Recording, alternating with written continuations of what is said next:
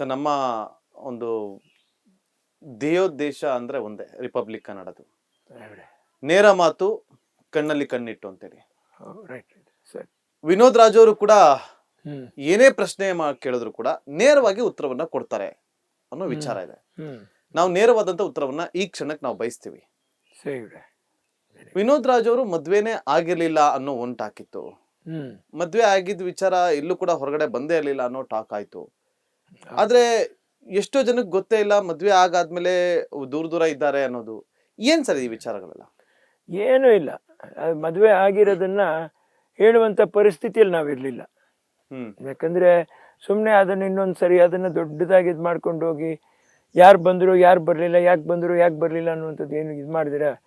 ತಾಯಿಯವ್ರ ನೆಟ್ಟಿಗೆ ತಿರುಪತಿನಲ್ಲಿ ಒಂದು ಮದುವೆ ಮಾಡಿಸ್ಬಿಟ್ಟು ಸೆಟ್ಲ್ ಮಾಡಿ ಪಾಪ ಪಾಡಿಗೆ ಅವ್ರ ಪಾಡಿಗೆ ಚೆನ್ನೈ ತೋಟದಲ್ಲಿ ಅವ್ರನ್ನ ಇಟ್ಟು ಇರೋದ್ರಲ್ಲಿ ಅವ್ರ ಜೀವನ ಮಾಡ್ಲಿ ಚೆನ್ನಾಗಿ ಅಂತ ಹೇಳ್ಬಿಟ್ಟು ಅದನ್ನ ಯೋಚನೆ ಮಾಡ್ಬಿಟ್ಟು ತಾಯಿಯವ್ರು ಇದು ಮಾಡಿದ್ರು.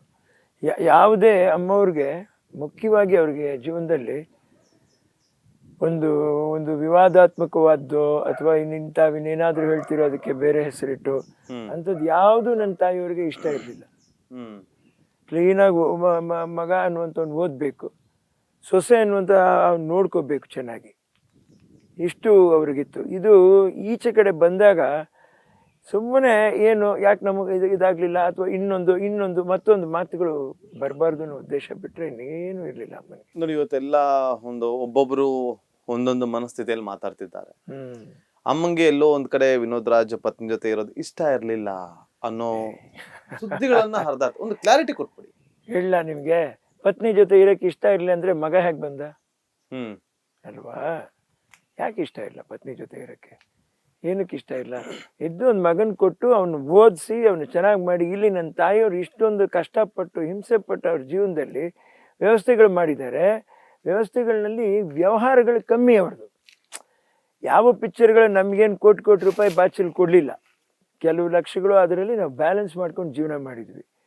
ನಾವು ಕಟ್ಕೊಂಡಿರೋ ಸಮಯದಲ್ಲಿ ನನಗೆ ಬಂದು 2ನೇ ಪಾತ್ರ 3ನೇ ಪಾತ್ರ ಇಳಿದ್ಬಿಡ್ತು. ಶ್ರೀ ಮಂಜುನಾಥದಲ್ಲಿ ನಾನು ಯಾವುದು ಒಂದು ಇದು ಪೋಷಕ ಪಾತ್ರದಲ್ಲೇ ಪಾತ್ರ ಮಾಡಿರೋದು.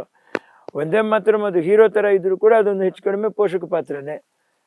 ಸ್ನೇಹಲೋಕನೂ ಒಂದು ಪೋಷಕ ಪಾತ್ರನೇ. ಅದರಲ್ಲೇ ಡ್ಯಾನ್ಸ್ ಅನ್ನುವಂಥ ಅಟ್ರಾಕ್ಟ್ ಆಗಿ ನನ್ನ ಅಭಿಮಾನಿಗಳು ಪ್ರೀತಿಯಿಂದ ಅದನ್ನ ನೋಡಿದ್ರು ಅಷ್ಟೇ. ಅದ್ರಲ್ಲಿ ಎಲ್ಲರೂ ಇದ್ದಾರೆ, ಅದು ಬರೀ ನನಗೋಸ್ಕರ ನೋಡಿದ್ರು ಅಂತ ನಾವ್ ಹೆಂಗ್ ಹೇಳಕ್ಕಾಗತ್ತೆ ಅಲ್ವಾ? ಹಾಗಾಗಿ ನನಗೂ ಅದ್ರದ್ದು ದುಡ್ಡಿನ ಸಂಪಾದನೆ ಪರಿಸ್ಥಿತಿ ತುಂಬಾ ಕಷ್ಟ ಆಯ್ತು. ಹಾಗೆ ಅಲ್ಲಿನೂ ಒಂದು ಆಸ್ತಿ ಇದೆ, ಇಲ್ಲಿನೂ ಒಂದು ಆಸ್ತಿ ಇದೆ. ಆ ಕಾಲಕ್ಕೆ ಆ ಆಸ್ತಿಯ ಒಂದು ಮೌಲ್ಯ ನಾವು ಅನ್ಕೊಂಡಷ್ಟು ಇರಲಿಲ್ಲ. ಸೊ ಅದನ್ನ ನಾವು ಕಾಯ್ಬೇಕಾಗಿರೋದು ನಮ್ಮ ಕರ್ತವ್ಯ ಆಗಿತ್ತು. ಇಲ್ಲ ನಾವಾದ್ರೂ ಅಲ್ಲಿ ಇರ್ಬೇಕಾದ್ರೆ ಇನ್ನೊಬ್ಬರಾದ್ರೂ ಇಲ್ಲಿ ಇರ್ಬೇಕಾಗಿತ್ತು. ಇಲ್ಲ ಅಂದಿದ್ರೆ ಇದೇನಾಗ್ಬಿಡೋದು, ಗಿಡ ಮರ ಇವತ್ತು ಏನ್ ಈ ತೋಟ ನೀವು ನೋಡ್ತಾ ಇದ್ದೀರಾ, ಇದಕ್ಕೆ ಒಂದು ಮೌಲ್ಯನ ನೀವು ಕಟ್ಬೋದು.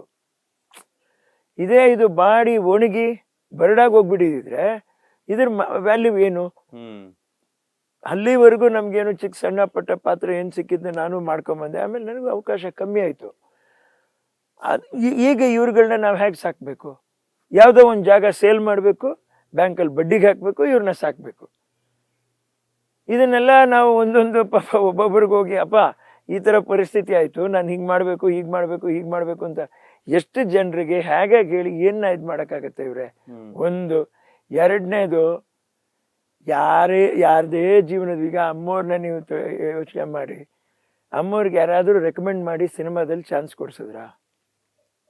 ಒಬ್ಬ ಮಗ ಹುಡ್ತಾನೆ ಲೀಲಾವತಿ ಅವ್ರಿಗೆ, ಅಯ್ಯೋ ಲೀಲಾವತಿ ಅವ್ರಿಗೆ ಮಗ ಹುಟ್ಟಿದ್ದಾನೆ, ಒಂದು 2 ಲಕ್ಷ 3 ಲಕ್ಷ ಆದರೂ ಕೊಡ್ರಪ್ಪ, ಮಗನ ಅಮ್ಮ ಸಾಕ್ಬೇಕು, ಅವ್ರ ಕೈಲಿ ದುಡ್ಡಿಲ್ಲ ಅಂತ ಹೇಳ್ಬಿಟ್ಟು ಯಾರಾದರೂ ಜಾಸ್ತಿ ಸಂಬಳ ಕೊಟ್ಟಿದ್ದಾರೆ ಎಂ ಲೀಲಾವತಿ ಅವ್ರಿಗೆ? ಇಲ್ಲ.